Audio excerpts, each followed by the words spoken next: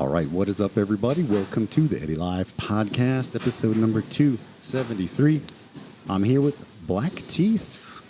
Hello, hello. What's up, boys? What's going on, everyone? What's going on, Eddie? Thanks for coming, man. I appreciate it. Man, it's awesome that you guys are here. You're touring, and I'm going to switch over to that camera and make sure I get you guys on there. Tell me about the tour, man. What brings you guys out to Taiwan? Yeah, no. So, our first tour out here was in August, and it was honestly, it was an honor to be able to perform out here, to be able to do what we're doing. We got connected with Taiwan off of our intern from Drexel. So shout out to Hanako Paran. You know, Hanako. Yeah, Hanako is amazing. She helped us get organized in Philly. You know, we do tons of shows. We're probably, what would you say, 120 shows deep for the year already? Yeah, probably at least 200 in the past 2 years for sure. Yeah, and she, you know, we're creatives. We love to be creative, and it was tough for us to stay organized. Oh, I know. Fully. Playing all the roles. Yeah. You know, sometimes you might not focus on certain roles, you know, because you're so stretched. Yeah. So she helped us really hone everything in, get organized, and throughout that whole journey, you know, a big thing that we do within our musical journey is we remix music. Yep. We produce it all, everything that we play in all our sets. And she said, you know, it would be really cool if you did this with Indigenous music, you know, Aboriginal music from Taiwan. And we had no idea about that. We didn't really know about the Indigenous culture out here. Okay. And she, you know, she gave us a quick education, and she put together a fantastic tour for us in August, where we went out to Taiwan and recorded some artists at TTICC. Okay. 6 different Indigenous artists from 6 different tribes. Oh, that's cool. Okay. Wow, that's beautiful. Yeah, no, it was amazing. And from there, what we naturally do as BlckTeeth is we book shows, you know. Okay. So, Yeah. You got to do it. Yeah, we have to, you know, our versatility in being able to do house music, R&B, hip hop. When we come out to spaces, we look for those venues and we look for those communities so that we could, you know, help empower those communities and also show what we do and bring our spin on it. Okay. So, Okay. It's part of the hustle. You got to get everything moving all the time, right? Yes. Yeah, for sure. You guys, you're entrepreneurs, right? You're doing your thing, right? I love that. Sure. That's beautiful, man. Let's talk a little bit about the beginning. Like, let's talk about the origins, right? The origin. Let's have that origin story in here, right? 100%. So Tell me about that. We've known each other for 12 years now, at least. We met in high school, freshman year in high school. I was a freshman. Justin was a sophomore. He went to high school in New Jersey by way of Jamaica. Okay. I'm from New Jersey. Met up in high school, made music together. It was more so like a production rapper duo.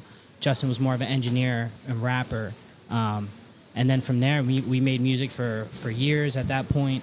Took a little bit of time off, lived our lives. We both went to college, separated ways, and then we were able to reconnect in the same manner, engineer, rapper, production style. And then, you know, we just looked at what we were doing and we're like, how can we do something different? You know, how can we do something that stands out? How can we do something that is marketable and also just something that other people aren't doing at the moment? And then we figured out, hey, why don't we become a production duo? Why don't we figure out how to put on shows ourselves? We were finding it hard to get booked in Philadelphia. We were finding it hard to put on the quality of shows that we believed in and that we wanted to give to people, the experiences that we wanted to give to people. So we just figured out how to do it on our own, you know, and started making our own music. This way we can play our own music, you know, putting on our own shows. And then, you know, yeah, I mean, that's a bit of it right there. I mean, the overall, you know, something that pushed a lot of creatives into doing this seriously was the pandemic. Yeah. To be completely honest, you know, we both, I mean, I lost my job during the pandemic. I was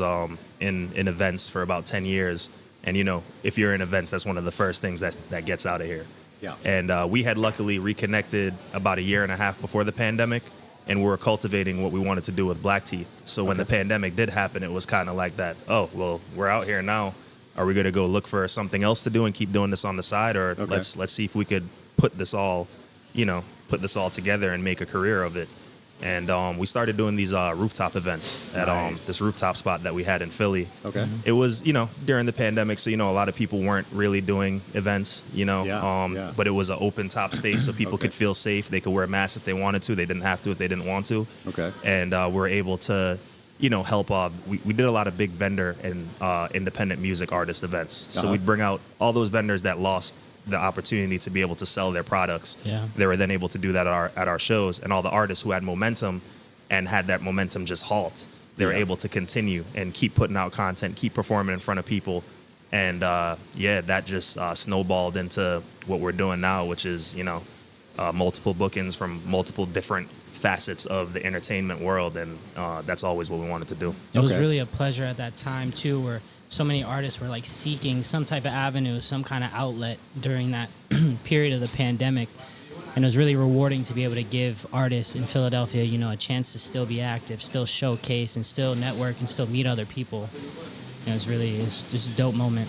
Okay, that's cool. It's crazy how the pandemic kind of, it's Yeah. crazy, man. Like anytime there's an interview, the pandemic always comes up. It's nuts, man. Taiwan was pretty crazy. Not as bad as back home, right? Right. But it was still, there was 3 or 4 months here as well that were, no dine-in. And, you've got this big place that it took you like half your life to get here. And then all of a sudden, there's like, yeah, no one can come in anymore. And you're like, what? Crazy. Yeah, I'm driving tamales to 45-minute drives away. It's a hard People pill to call, swallow, You yeah. got some tamales still? I'm like, yeah. You deliver? I'm like, where are you? And it's like a 45-minute drive. Wow. I'm like, how many you want? Oh, give me a dozen. I'm like, fuck, I can drive them out to you. I'm in the rain, like on a scooter. It's crazy, dude. Yeah. No, it's insane. And gotta I mean, do it, though. Don't get it twisted too. Like, to a sense, we did have some pushback from some people who did not believe, like, hey, you guys are doing events, everyone should be social distancing, everyone should stay to their. But our main thing was, you should always have the power of choice. Yeah, for and, sure. And when it comes to creatives, I feel like creatives and people in events were the first people that got forgotten about. Yep. So, they were kind of like, oh, yeah, just take government assistance. Just, find something else to do. And that's very, off-putting to hear as somebody who put all that time Yeah. into tough. their craft or into what they're doing with events to tell them, hey, just stop or Yeah. just don't do this anymore. That's how you make your money. And also that's how you, if that's what you're passionate about, Yeah. to just go and do something else. That's Just not fair. Disappear, watch Netflix for a year or something. It's You, like, you have to is that what change you your want? whole personality It's at crazy. that point. The whole thing that makes Yeah. you who you are. And we always Yeah. put safety first. Yeah, for Even sure. during that period, we always were safety forward. Beautiful, bro. 100%. So tell me about Jamaica. Kingston, right? You're from Kingston, and you're from the New Jersey. How does that sort of impact? How did that affect with the BlckTeeth? Well, Yeah, how did it mold BlckTeeth? Is the it's question. it's funny because I feel like it was always meant to be because my boy, his Xbox gamer tag is Dundada. You know what I Yeah. mean? Dundada in Jamaica. When you're a Dundada, you're a top shotter. You know what I'm Okay. saying? So And Americans would always say it as dun da da, like they Oh, yeah, would never yeah. understand the That's hilarious. correlation. Oh man. yeah, but now I mean, I moved to the States when I was 14, and I had always been like a Jamaican who was a little bit more forward with American culture. I always Gotcha. watched, American TV shows. I listened to hip hop way more than reggae and dancehall, even though that's still my roots and still where I come Sure. from. But I always, I used to be a rapper when I was in Jamaica, one of the few people at the time that would, attempt to rap. I was young, Okay. 13, 14 years old. But when I moved to the States, one of the first communities I looked for was other musicians and Yeah. other people that I could collaborate with and work with. And E was one of the first people I met. Shout out to Andrew Gambos, Drew's house. Shout out to Drew, man. Yeah, Drew's house really started everything for us, or helped us get the idea of being, independent music acts that could make their own stuff. Yeah. We used to record music in the shed, like Okay, yeah. that '70s show, like Yeah, when of they're on the course. round He had a table. shed right Yeah. outside of his front door, right to the right side of his Yeah, front door. and we had Yeah, a round table that's in there, beautiful. I love it. and we'd go in there with a little USB microphone and Love it. notebook is what they used to call it, the small 13-inch yeah. laptops, or Yeah, even yeah. smaller than that, 8-inch laptop. Shout out to my mom who got that for me, and Yeah. we'd make music on Audacity, free Yeah. music Yeah. service Sure. to record. He'd produce on Ableton. No, you're producing on Logic. GarageBand. GarageBand. GarageBand at the time, yeah. And that shed probably fit 3 people comfortably. Yeah. There was about 12 people in there. Yeah, Easily. yeah. And I'm, It's like and I'm talking Latino on style, on a man. light Yeah. day. You might have 20 people trying to stack That's stuff in beautiful. there. It's like Latino style, man. You go visit your cousins and stuff, and it's like, pick what side you want to sleep on because there's 4 people sleeping on this bed, man. Just like, yeah. All right, I'll sleep on my left side tonight. Yeah, yeah. And then don't get me started with trying to record people in a room full of, 12 people all making noise, and you need everyone to be dead quiet as if it's a professional studio, a professional recording studio. It's like, dude, shut the fuck Yeah, shut up, man. And then, we had the added other thing as well. Everyone in there, we had a lot of friends that smoked weed. Okay, yeah, sure. It was like that 70s show. It was very smoky in there at times. Yeah. But we started off at Drew's house making music there, and we just kept evolving from that point. Beautiful. Doing shows, attempting to. We had maybe one of the first mixtapes in our school at the time where we love it. Print. We burned about 150 CDs and sold them in school. Yeah, and sold all of them. LDB was the name of the rap conglomerate. Let's call it Lyrical Dope Boys. Yes. That's awesome. Yeah. That's a good name. Yeah. That's good. I like that. That's good. Yeah. But yeah, no, that helped us just see even the vision on what we're doing now, and it helps us like dodge any mistakes or potholes that we could potentially fall into just by having that experience. Okay. But just bringing it back to that too, like a big way that Jamaica has helped craft our sound is just the overall style of how entertainment is in Jamaica. My younger brother Steven, he's a phenomenal MC, and he helped us out a lot with cultivating that side of our performance when it comes to his tag is famous for us, Yeah. Okay. Yeah. You don't know it's all about BlckTeeth. Yeah. We are the king of the streets. I love that. I love it. And he was the one who made them make that too. They had a great time in the studio making all those drops, and just that showmanistic part of Jamaican culture and in Jamaican music where it comes to being an MC, stopping the music at times, not just being all about transitions for 4 hours straight with no talking. It's a lot of performances, performing. Being active when you're on the keyboard, being active when you're on the drums, and showing both of those sides. You know what I'm saying? Yeah, no, 100%. I could not attest to how much I always felt very honored that Justin allowed me to come into his culture, because I always thought it was so cool. Being someone from New Jersey, I'd never left the country until our business started. So I always felt very honored and grateful just to be able to tap in, find influence, and I always looked up to where he was from, and even his brother as well, and just what they were putting on, the energy. I always just wanted to be a part of it in any way that I could. So I feel like that want and motivation and inspiration really bleeds through to the product that we make, the music we make, the sound, everything. Nice. So he comes from Kingston, and instead of looking for Jamaicans, he looks for musicians, and he finds you. Yes. And you tell me a little bit about your story in New Jersey. From all around, I'm mixed. So my dad's African American, my mom's Italian. Grew up all around Central New Jersey, Rahway, Piscataway, New Brunswick.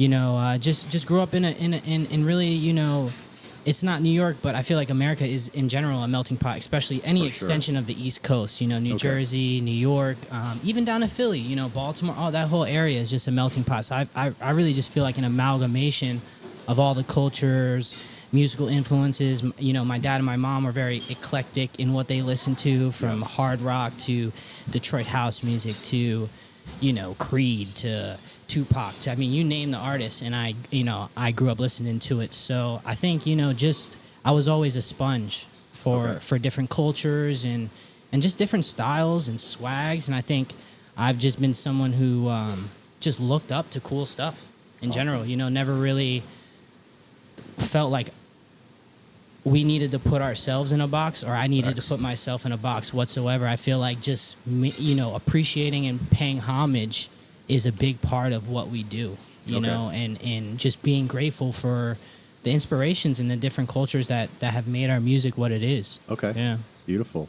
Tell me about the uniqueness of your music. What makes your music unique? You're talking about everything you guys play is made by you. There's no cover songs. There's nothing of the other stuff.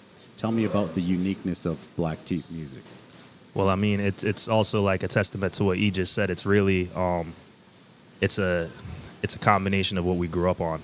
It is that reggae music that maybe I didn't want to listen to because I'm listening to hip hop, but I have to hear on Sundays because everyone blasting that. Shout out to my mom. She actually The Cure. Well, that's more my dad, but my mom is more like Enya.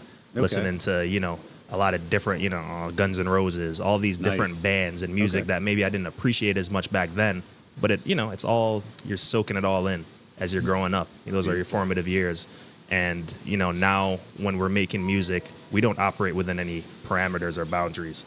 Even if we're making, someone says, hey, I want an Afrobeat song, you're not going to get 100% Afrobeat song. No way, it's going to have different elements to it as well. That's also going to make it unique and make it go further than just where the Afrobeat song would go.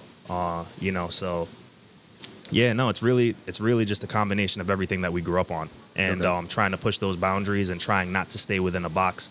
Why can't you pick up a guitar when you're making a boom bap beat? Yeah, why? Why can't you add synthesizer, like some weird trippy synth sounds to an Afrobeat song? You know, like why not with these things? And we're always exploring the why not and making it a thing. So I think that the unique stuff is when you're making your own, like you're making things your own. That's beautiful. I love that. Yeah, no, 100%. I mean, E, how you feel about that? I mean, really just piggybacking. You know, I think or let me not say we, but I could attest that I just always wanted to be as cool as all these people. Okay. You know, and to take a bit of that coolness and make it into who you are. You know, looking up to people like Prince or like Slash or like, you know, all these idols, all these iconic people, and just being like, how do I take something from that, you know, or even comparing it to sports, you know, the way a basketball player might look at Allen Iverson, look at Michael Jordan, and look at these different people, and then they make their own play style. I feel like, you know, we just always wanted to take from what we found so cool, and I think it's just the love, really, truly the love, and the you get goosebumps sometimes thinking about the first Eminem album you listen to, or you know, the first real house music song you ever heard, or, you know, and I think we just always wanted to not only give that to other people, but also feel within like, hey, I could even be that myself, you know, and I could show an aspect of my personality through what, you know, I thought was the coolest thing ever.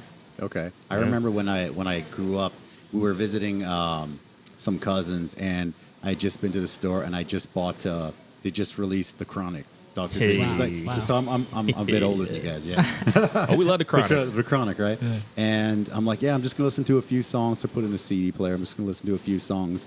And I listened through the whole thing, and I thought the whole thing was just like banging. I'm like, man, that's so rare to have every single song was like, fire. What? Yeah. It's so cool. I loved it. Yeah. Side note with Dr. Dre, he always confused me dropping an album called 2001 in 1999 because I always thought it came out in 2001. My entire life. That's really came out in 99 though.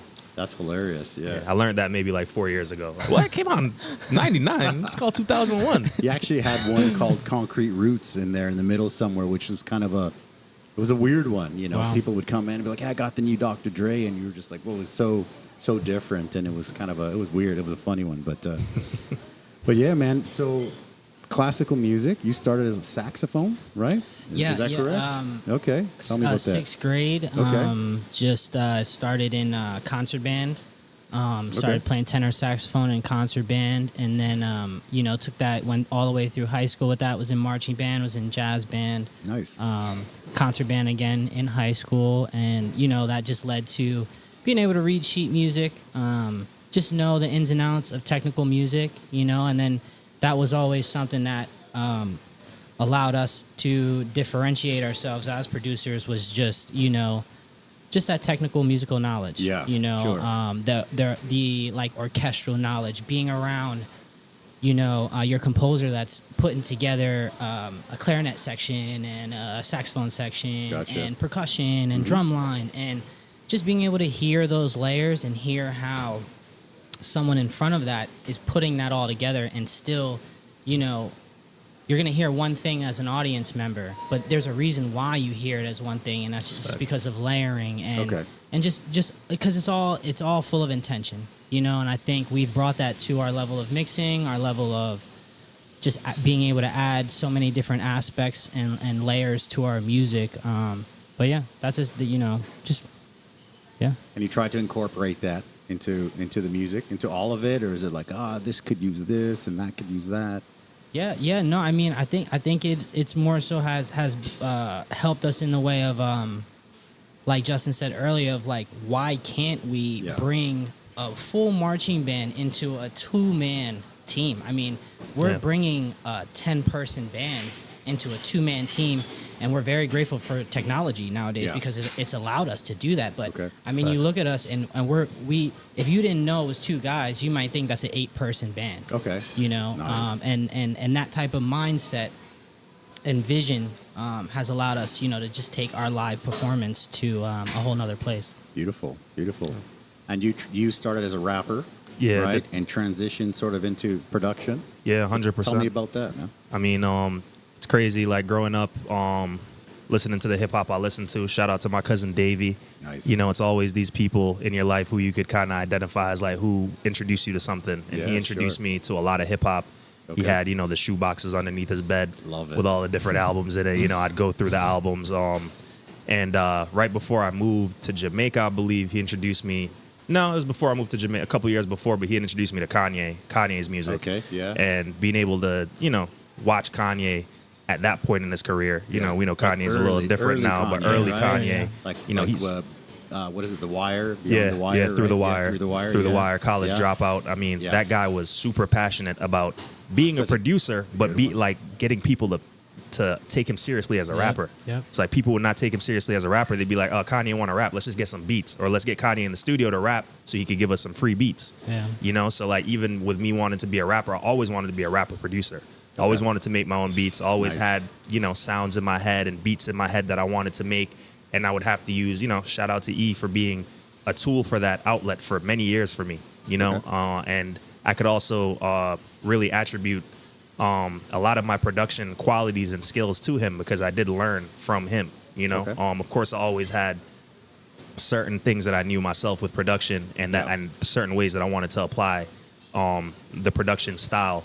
But being able to, you know, get a cheat code like that and, you know, kind of cut out many years of having to figure out how to do production within us working together side by side, day by day, I was able to like build my own producer identity. Nice. And He's also very humble as well. It's Okay, like yeah. maybe I was throwing passes and dribbling the ball crazy, but you know, you might give your friend the basketball who's never played before and they just dunk the ball. And you're just like, what? I have friends like that. You know what I Yeah, mean? So yeah. he is being humble, but I definitely appreciate. But he definitely was one of those people who was definitely meant to be a producer in many ways, for sure.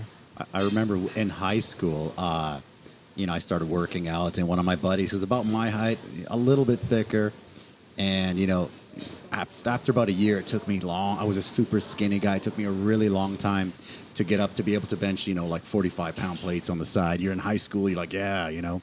And so, you know, I come over, my buddy's like, hey, I want to learn. So I'm like, all right, cool. So I invite him in. So I put these plates on, and I'm like, you know, I bang like 8 out. And he's like, oh, let me try that. I'm like, oh, no, it took me like a year to get to this. And he gets on there, and he's just like, bang, bang, bang, Yes. bang, bang, Exactly. bang, bang. It does it like 20. Exactly, yeah. And I'm like, oh, okay, well, there we go, right? That's crazy, man. So tell me about R&B After Dark. R&B After Dark. R&B After Dark, that's a good one. R&B Yeah. After Dark is a series. So, like, just going back to what we do as BlckTeeth, being music producers and working with as many artists as we work with, especially since, you know, we don't keep it within a genre. You know, we're doing hip hop, we're doing R&B, we're doing rock. So with R&B, we really felt like there wasn't enough R&B outlets for artists in the city of Philadelphia specifically. 100%. You know, our vision has grown beyond Philly since then, but specifically for Philly, with the amount of talent that's in that city, shout out to Philly, insane. I mean, you can make classic music with an artist who has 1,000 followers, you know, something that, you know, should you know, stand the test of time and should be some of the most popular stuff out here. But unfortunately, you know, there's not too many big outlets for independent artists anymore. So we just felt like we wanted to provide a platform for artists to be able to Beautiful. perform and to be able to feel like, okay, we don't have to worry about, you know, this mic cutting out or this DJ not being good or somebody, you know, going up and doing open mic sections and kind of devaluing the Beautiful. performance, you know, devaluing how much time they put into the craft. Not to say, you know, Understand. we do open mics as well for R&B for After sure. Dark, but that is now separate from the main show. That makes sense. Because you can't really, you know, that's Yeah. disrespectful to somebody who puts their all into the artistry to then Yeah. share that stage with somebody who is just doing it for fun. Somebody you know? who goes up and is like, that's their life, as opposed to, you know, somebody who's like karaokeing, you know, half cut, right? Yeah. No, Makes sense. 100%. And, you know, we, as you said, like it was also a tool for us to be able to help spread our message. You know, we help artists out with being able to give them a platform, and we're also able to put on the artists that we're working with that are R&B artists, and we get to create this crowd of people that possibly wouldn't be in the same room. You know, people who come out for our stuff, people who come out for maybe a Dia or a Patrician or a Chioki. Those are all artists in the city. You know, come out for some of their stuff. You wouldn't necessarily see them all in the same room because most people wouldn't book all those artists on the same show. Okay. So because maybe one isn't a traditional R&B artist, or one is, you know, more of a pop singer than an R&B singer. Yeah. However, singing is singing, and you know, music is music. So we keep it within the parameters of R&B, but we're not just being like, oh, it has to be all, you know, 75 BPM slow R&B jams. Like, no, somebody could be up there rocking out as well, as long as they're, you know, singing and they do have R&B music within their catalog. That's what we go for. And yeah, no, I mean, you could say it too. We stopped doing R&B After Dark about a year ago. No, 2023, we didn't do it for the entire year until December because we wanted to. People were getting confused as to what we do. They're like, what do you guys do? You guys are producers? Are you guys house music guys? Are you guys R&B curators? Are you guys promoters? What are you? So we stopped doing it for a while. Then we had an opportunity to do it at 2300 Arena in South Philadelphia. Huge venue. The room that we were doing had about a 350-person capacity. And then they had another room, which was an arena that could hold a couple thousand people. Nice. But we did it in the 350-person venue. You know, we had the opportunity to bring it back. We brought it back. Shout out to the artists that rocked out with us on that one. Sunny, Radiance, Dia. Who else do we have on that? Stephanie Voyard. Rob Cord was there. Yeah, too. Rob Cord. I mean, shout out to all the artists in Philadelphia for that, because we did tell them, hey, we're doing this huge event. We're going to keep it at $10, you know, to get in, and we kind of need y'all help to just, you know, bring this back. But we want y'all to have this large platform to perform. Nice. And, you know, they helped us out with that, and we brought it back. And ever since we've brought that series back, we've averaged 200, 250 guests per show. Beautiful. We've been at City Winery now for the past 3 shows, which is a venue that has top professional acts that come through there. And for a show that has independent acts that, you know, the general public might not necessarily know, we've sold it out 3 times in a row. Yeah. Nice. Yeah. Complete sellout. So would you say, like, the importance of collaboration is huge? Tell me about important. Shout out to Brother Taj. Yeah. 100. Like, I think Philadelphia was such a resource to us, just building our name and our brand, and I think we've always felt such an importance to like reciprocate that resource to other artists in Philadelphia, and just I think where we do that is just bringing the quality. You know, we don't ever falter or surrender quality. You know, if the show is not going to be what it needs to be, we're not going to do the show out of respect for the artist and out of respect for the city. And so many great R&B acts have come from Philadelphia as well. But just I mean that resource of networking has been, you know, what we've built our entire foundation upon. So I mean, we just keep building that spider web and keeping it strong. Yeah, and to just harp back on R&B After Dark real quickly, you know, it's how great it's been for us in Philadelphia. We've been able to now take that in other places. So now we're taking R&B After Dark to Kingston, Jamaica in January. Nice. We've taken R&B After Dark here, actually to Taidong in Taiwan. Sold out show as well, you know, packed out venue. Shout out to Hanako as well. She helped us put that one together. We did Portland. We just did Portland, Oregon, and we're going back to Portland, Oregon again December 7th. And we're doing the big venue now in City Winery on December 29th for the 3-year anniversary show. So, you know, we're really, really excited about that. So tell me about the tour. You said you've been here twice, right, to Taiwan, and now you're collaborating, like we're talking about collaborating with some of the local Aboriginals, right? So tell me a little bit about how that's working. Shout out Hank Jones. Big shout out to Hank Jones, one of the artists we're working with. Being able to collaborate with the artists here and bring them into our style of programming has been like it's been a blessing. So, you know, coming back to August when we came out here for the tour, we had the studio residency at TTICC where we're working on an album currently with Indigenous artists. So we're working with, you know, Amis, Bunun, Paiwan, some of the different tribes making. I think we signed an NDA now, so we're not allowed to talk. That's cool. We can't talk about the project right now in too much detail, but it is a project that is going to help get people to understand the indigenous tribes out here, their music, because the music styles from each tribe is all very the different. Languages, the indigenous languages. Yeah, they're all very different. And what we do is we don't compromise to our style. So we're bringing them into our world. Beautiful. But one of the coolest things about that when it goes back to collaboration is artists here in Taiwan, they are fully for collaboration. They they want the something willingness different. is unmatched. It's truly unmatched. They don't ego, right? No ego. Like, let's do it. Yep. Going back to the no ego thing too. I mean, we've performed. We've met some of the acts. Super humble backstage. Yep. Almost kind of not talking as much. So honored to be around you. And then they go on stage, super commanding. Like superstar status. From one thing to the next. It's amazing. Wow. But collaborating with Taiwanese artists has probably been one of our favorite things from this entire journey. They do not back away from any type of sound or any type of direction that we go in. They're always like, let me try it. Let me try. Shout out to Passac when we made a fantastic song on this album that we have called Tima Som. And, it was a different, very brooding synthesizer, drum brute build up, 80s type of thing. And nice. we're like, we know this isn't your vibe, but could you jump on it? He said, yeah, I'm going to try. And he went ahead and hit that out of the park. His nickname should be like yes or like for sure, because we don't hear anything different from him ever. It's just like for sure, definitely. You want to record it? Definitely. Yeah. And you guys are making an album? Yes. Is that part of the NDA, or you can't talk about that, or you can? No, yes. So we're making an album. It's gonna. We don't want to talk too much about it yet. Since we're coming out with it hopefully next November. Yeah. And but it does shine light on each different tribe that we worked beautiful. with, and it's all. It's honestly, it's crazy to even think about that we came out here and we did that. We're in the studio sessions with people. We're asking about what they're even talking about beforehand and afterwards. We're listening to what they're saying, and then when people get these messages and they're able to, we do the translations and they're able to see what we put together with this. I mean, I think everyone's gonna love it, and I think the Taiwanese people are really gonna appreciate it too. The Aboriginals in Taiwan are quite famous for having a good voice, being good singers. Yes, for sure. So people are like, wow, they're Aboriginal. Of phenomenal. course they sing well. Mm-hmm. Yeah. No, it's That's crazy. Cool. We worked with an artist, Abus. She's signed to Warner right now, Warner Taiwan. Okay. And she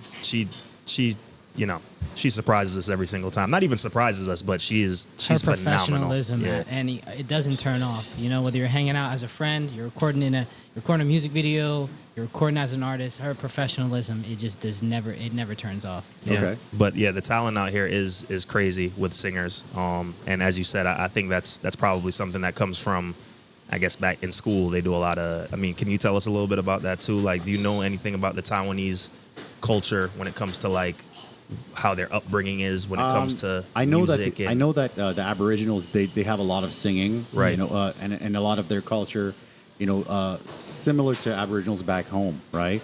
There's a lot of like singing and dancing and stuff like that. So not so much in Taipei, right? But I think sort of like maybe from Taidong, like down south of Taiwan, there's a lot of that stuff down there, and it's cool. And as soon as a singer blows up, there's a few popular ones. People will be like, wow, Aboriginal, of course they're really good. Sense, yeah, it makes sense. They're good. They're good. We did forget the biggest part too. It's such a huge part of the culture out here, karaoke. Yes. Oh, it's massive. And we just went out to karaoke with some people the other day, and I've never been so intimidated in my life. Yeah, they take that serious. We have man. this we have this person that we work with as well. She's also amazing. She works with Hanako, Coco. She works for the Taiwanese government, and she was up there singing like Adele. Yeah, seriously. So they take it seriously, and then when it's your turn for the microphone, we're like, hey, nah, we're okay. So anybody got a Vanilla Ice song I can rap real quick? There you go. No, it's funny because karaoke. The first few times I went out, really depends who you go with, but yeah, most of the Taiwanese people, they go and they're like they're hardcore. They love it, man. So here, once in a while we'll do like a karaoke night, but because we're able to get songs from everywhere, it's pretty cool because we'll have like Indonesians singing, and then we'll have like Taiwanese singing, and then we'll have Japanese people singing, and then someone does some Backstreet Boys, and it's just like it's a cool mix. So karaoke is awesome. I know that originally I think it's Japanese, but Asian, all over Asia, like Filipinos love it, Taiwanese love it. Karaoke is massive, man. Oh, that's beautiful. I love it too. Yeah. After coming out here, I'm like, I love that, man. Yeah, I mean, Justin definitely assimilated a bit faster. Okay. And his level of confidence, I think the first night we did karaoke out here, I was like looking at him like, oh, wow. I was like rapping every lyric, you know, and then I slowly Moments I've been eased waiting into for. it, and then I mean, it's just such a fun time. I mean, you rap a full verse from start to finish, and you feel like a champion. Yeah, you know? for sure. It's awesome. Yeah. Yeah, no, that's a fact. Yeah, but no, shout out to all the Taiwanese and all the indigenous Aboriginal people of this country. Y'all are phenomenal. It's an honor and a pleasure and a privilege for us to work with y'all. Yeah. What we're creating is something that is going to probably inspire a lot more creation. It's going to inspire a lot more people to come out here and to do, you know, and to possibly go to other countries too and try to discover and assimilate with some of the indigenous cultures there. And maybe it's this time now in music for us to go backwards a little bit and bring some of those cultures forward, because I feel like they've been pushed to the back a little bit as time keeps going on. Yep. You know, I'm still surprised that I'm just learning about this. You know, this should be more prevalent. Yeah, usually it's like, oh, Taiwan, you know, aren't you scared of China? I'm like, oh my gosh, there's more to Taiwan than the whole China thing. And every time I go back home, that's the question. Like, when are you moving back? You know, when China comes, it's like, hey, I've been there for 20 plus years, and it's been the same. You know, so just take it easy. No one's worried about that. We might tour in China, so pass on that question. Yeah, there you go, Pat. and no, it's all good. It's all good. So China's a good spot as well. But I have you've done 15 shows, over 15 shows in Taiwan. Yes. Are there any standout moments where you're like, wow? Taidong for sure. Yeah, Okay. Taidong for was sure that. I was mean, unbelievable. going down south, you know, that countryside type of vibe, beautiful people, you know, beautiful scenery, and the attentiveness out there was incredible. Like the people, you know, we're used to in Philadelphia, you know, people coming a little later. You know, maybe you know you gotta come out at the cool time. The show starts at 7. You gotta come at 9. You got to win them over. Yeah, you know, everyone was there at 7 p.m. on the dot. Okay. Sitting down, ready, attentive. We did 2 30-minute sets of just our live production stuff the entire time. Everyone was tuned in for the whole performance. It was beautiful. The crowd interaction for the acts, Pasak, Kating, and Celep. And Daniel was actually on that show as well. Now, Daniel is a rapper, but he kept this set. Okay. He kept this set R&B forward. Okay. You know, he wasn't singing, but it was you know, a real nice, chill R&B type of vibe. And Daniel, he killed it. They loved it out there. I mean, they probably don't get many rappers that go to Taidong. So, For sure. That's awesome. Especially from you know, from another place. And he, you know, it was just a phenomenal show. So that one was probably one of the highlights. Definitely say the one that we just did at the Citizen Center? Square. Yeah. Shinbei Square. Yeah. Shinbei Citizen Square. Okay. We did that one with the Taiwanese government. Shout out to Coco for that one as well. And that was phenomenal. You know, huge cameras, you know, beautiful curation. Yeah. Okay. You know, we're on the big Jumbotron screen. That's cool. That was really cool to see. And we're doing indigenous remixes of some music that we made. And it was received very, very well. We were blessed to see an indigenous competition between the tribes, and they all like competed together in a friendly way, obviously. But they had a competition doing their traditional dances and songs. That's cool. Yeah. They had a rap competition, singing competition. Hang Jones was one of the acts there. 2 Change. Those are some other Taiwanese artists that we're working with as well. And you know, once again, the crowd control and just the intention with how they rap, how they sing. You know, the seriousness that they take themselves as being artists. It's very, very refreshing, and it's just been, once again, as I say, a privilege to be able to work with. Do you think some of that Taiwanese Aboriginal stuff would pop like in the West, in the States, stuff like that? For sure. Yes. Okay. For sure. Yes. Sure. That's the plan, right? Yeah, that is the plan. And and you know, the good thing about the remix styles that we do as well is usually when we're remixing a track, we're turning it from something to something else. So we wouldn't turn a dance song into another dance song. Okay. We're turning, you know, somewhat of an R&B song or a focus type of song into something that you could now dance and party to. That maybe when you go to like a Maji Square, you wouldn't expect to hear any indigenous music. Yeah. But, you know, if you come out to Maji Square this Friday, we're going to be playing some indigenous music, some, you know, mixed in with some Afrobeat and some... in the most palatable way for a consumer. Yeah. Yeah, Maji Square is hot right now, so it should be... It should be. That was another moment. Oh, that was another moment. That was another one of the shows that. Crazy. Yeah, that just blew our minds. I mean, it was obviously Halloween weekend, Oh, so yeah. it was packed. Yeah. I mean, you could barely walk Yeah. through. Yeah. It was a little rough. Getting to the venue Yes. was insane. Yeah, it was Okay. crazy. Yeah, we were coming with saxophones and guitars and Oh, yeah. DJ keyboard on the controllers, and chest. you couldn't funny. even really move. But the entire city seemed like they were there. Yeah. Okay. Yeah, but that was definitely a highlight. Hundreds of people. All you ever want as a producer, as a DJ, as a musician is an attentive crowd. Yeah. And a crowd that's either dancing or paying attention to what you're doing. And Maji brought that energy on Saturday. That was amazing. To bring our sound thousands of miles away and to see such a reception is just a feeling that is That's unmatched, beautiful. and something that we're so grateful for. And I hope that graciousness really is communicated through the music that we produce out here. Okay. Yeah, Beautiful. 100%. Beautiful. I'm going to pull up some pictures, and hopefully with the camera angles and stuff, we should be good. Tell me about it. We'll kind of rapid fire through them. There you go. Picture number 1. Hey, Oh, Tell me about it. shout out to them. What song did we make with them out there? That was the spoken word and Yes. R&B song, right? Yes, yeah. They also, they did performative art at Blue House. Okay. For their performance, they're unbelievable. I mean, the performative art that they put on is something I've never seen before, and I'm sure many people have never seen before. And it's all related to their indigenous culture. So They had people in all the windows of the venue. yes, Literally, like the windows were stacked with people Yeah, people looking just to looking watch in. what was That's happening. Beautiful. Okay. But yeah, no, they're phenomenal. That was us working in the studio at TTICC, Okay. and we worked on a song with them that's going to be on the album that we're dropping next year. Nice. Yeah. Nice. All right, next one. Oh, Ringo! Shout out to Ringo 21. Shout out to DJ Sun. Life's a what? Shout out Asia Boy. Yeah, shout out to Asia Boy as well. So that was a show that we did. That's a clothing store, Ringo 21, a boutique. Very, very dope boutique. They have Looks some cool. Yeah, Looks really cool, They yeah. got some great clothes in there. It reminds us of back home, like a Exactly. really dope curated skate shop type of vibe with some pieces that you can only get there.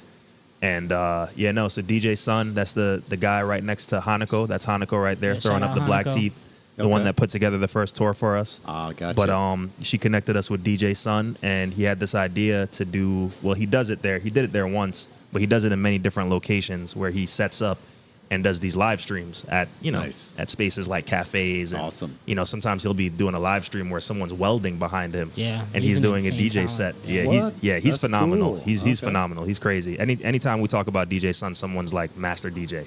the master. Yeah, Shifu. he's crazy. Nice. But that was a show that we did there, 6-hour live stream.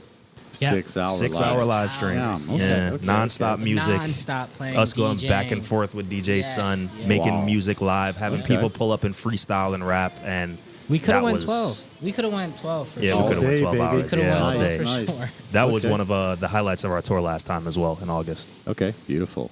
Bam.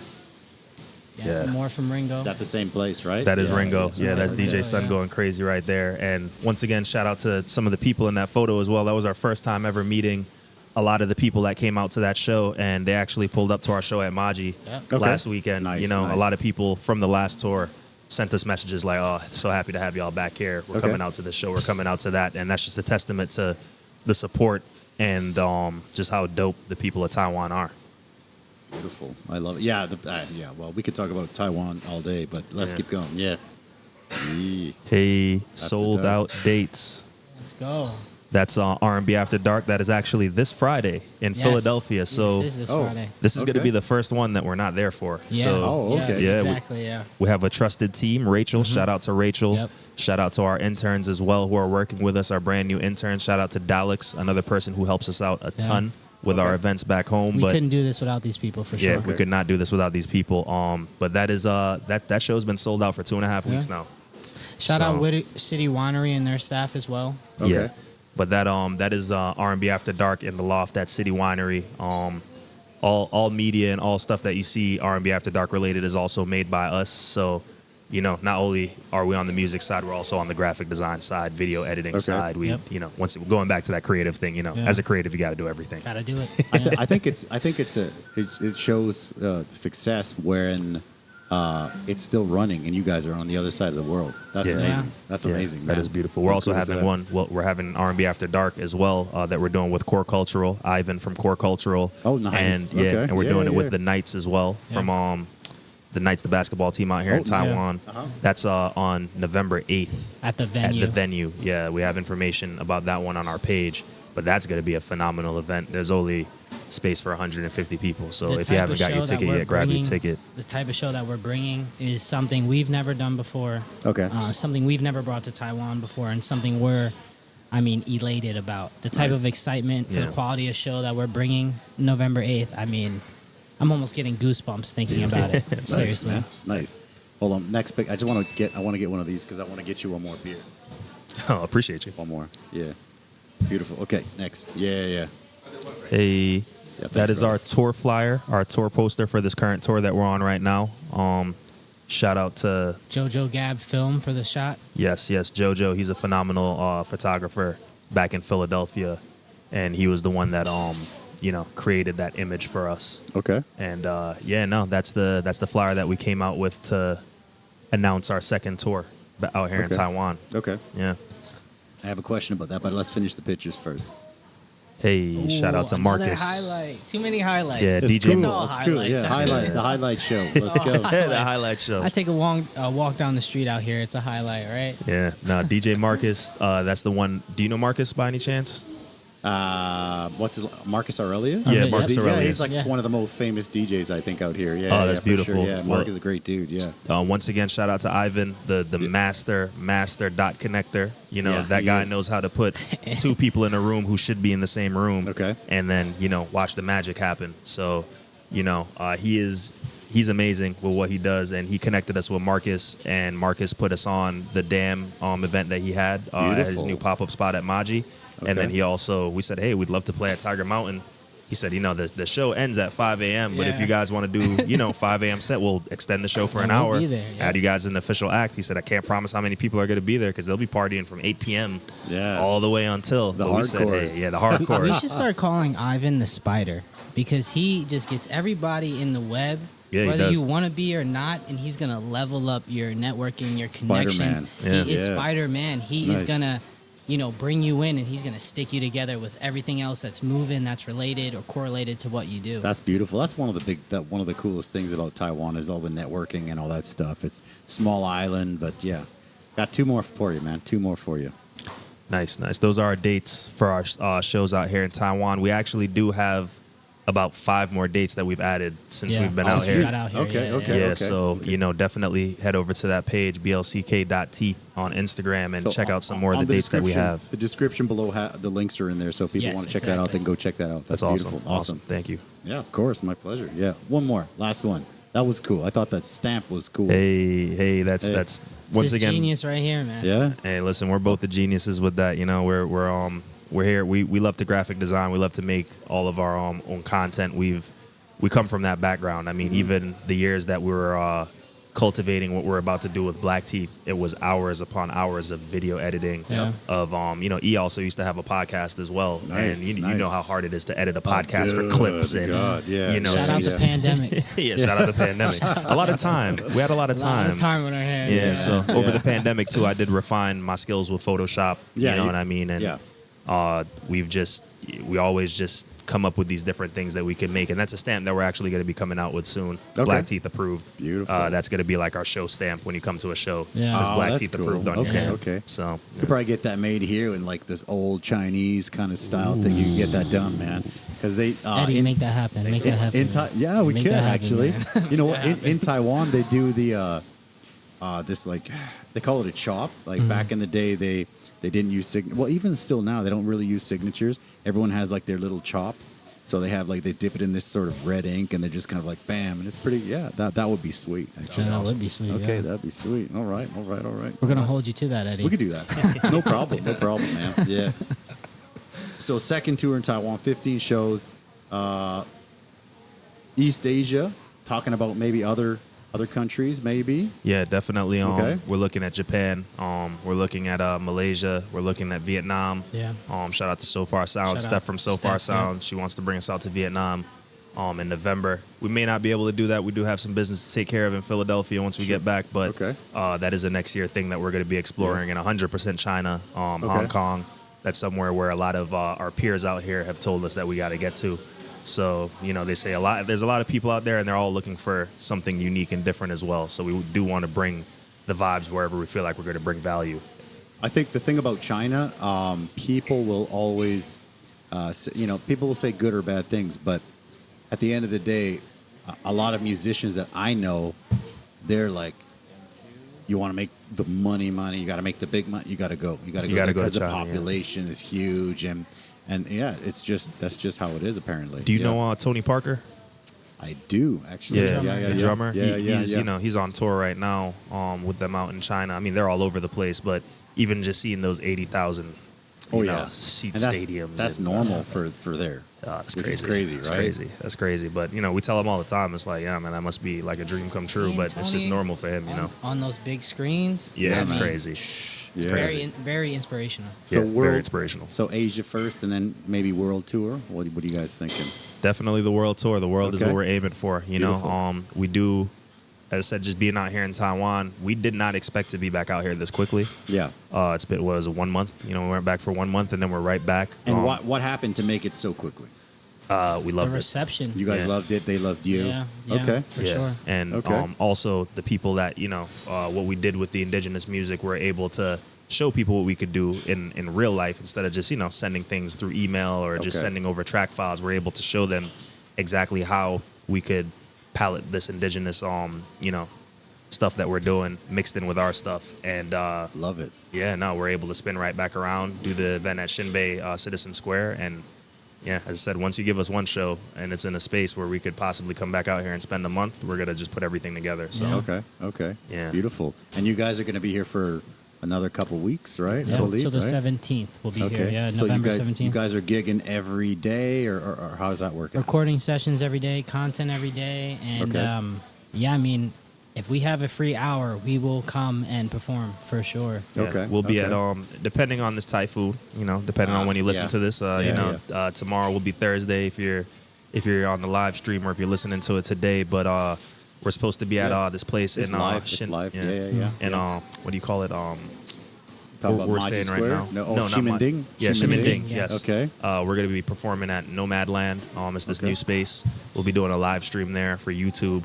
Recorded stream for about 3 hours, but it's something where we're going to be inviting people to come party. They'll be on camera. Nice. That'll be tomorrow on Thursday. We also have Maji Square Friday. We have So Far Sounds on Saturday. Next week we're going to be at Shimen Jimmy in Shimen Wednesday, doing a live stream there as well. Beautiful. But that's also something where you could come, get some drinks, get some food, hang out, and you'll be on camera. We'll be making music for about 4 hours there as well. Meet us, come kick it with us. Yeah, I think Shimending is a good spot for something like that. It's kind of like the hip spot. It's like the younger, like nice, like music sort of vibe. Like I think it's Maji, of course. It's packed every night. I think. Yeah. It's crazy. Yeah. Like every time I go outside, I'm like, it's a Monday. It must be calm outside. I want to relax. It's not calm. No, relax. That's how it is, man. Did we? We could talk probably all day. Is there anything we want to make sure you guys hit today? Like you want to talk about for sure? We'd love to just show off the BlckTeeth merch that we'd love to gift you, Eddie. You know what I mean? This is a merch style that we're coming with, a bunch of different colorways, a bunch of different. We have crop tops, we have shirts for women, we have larger shirts for men. We got whether the height, the weight, whatever you are. Appreciate BlckTeeth worldwide is we got merch for you. You gotta have the merch, man. Yes, I love it. I love that. That's beautiful. Did you guys make this in the States before you bring it out here? Yes, we got a great we have a great collaborator who printed the merch for us. We designed the merch. Beautiful. And if people want to get their hands on this merch, how do they do that? They could keep tapped in on our Instagram page, blck.teeth. Yeah. And that's how they could definitely get these. We're still in the production phase right now. We usually come out with different pieces of merch every year. This is our newest one, and we want to shout out NR Screen Printing. They're the ones that did that in Philadelphia. It was a rush order. And he did it in 3 days. He got it done in 3 days. Quality. A ton of different pieces.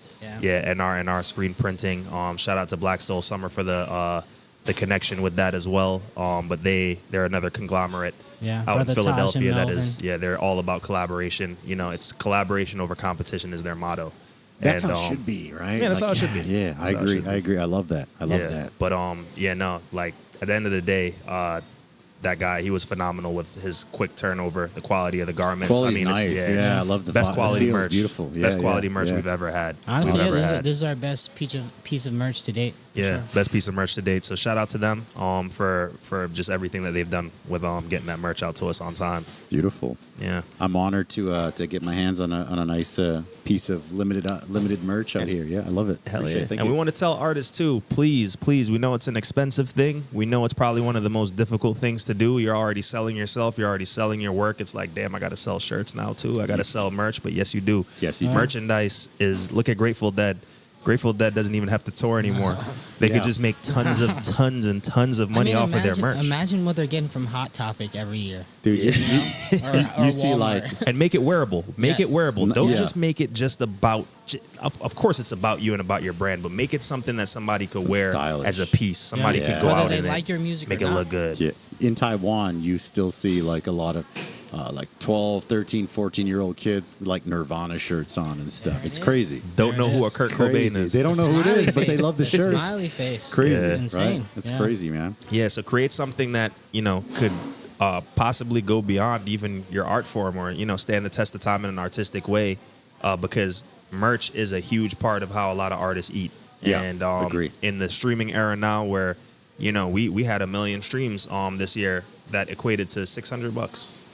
Oof. Yeah. So, of course, that's a spread out $600. It's not like we got that $600 on one day. I know how that works. $10 here, $15 there, And we are working with a gentleman, Logan Not Nice, back in Philadelphia with his brand new brand that he's working with. And they're all about, meta, getting you more streams, getting you more money. He did tell us that we do possibly have royalties out there in other places. And that's another thing. Artists, please understand your ASCAP, understand your BMI, understand that it's not just the main distributor that you put your music out through. When they give you a check, there's also a couple more checks out there that you could go get. So either get with somebody who is good at that and knows how to bring that all together, give them 20%. Yeah. Because guess what? If you're not giving them 20%, 20% of zero is zero anyways. Zero, yeah, exactly. So if there's nothing out there, then they get zero. If there's $1,000 out there, they get $200. I mean, it's you get 800 though that you for something never that you would have never 800 gotten. you never would have seen. Yeah, I agree. Trust people, trust the process, and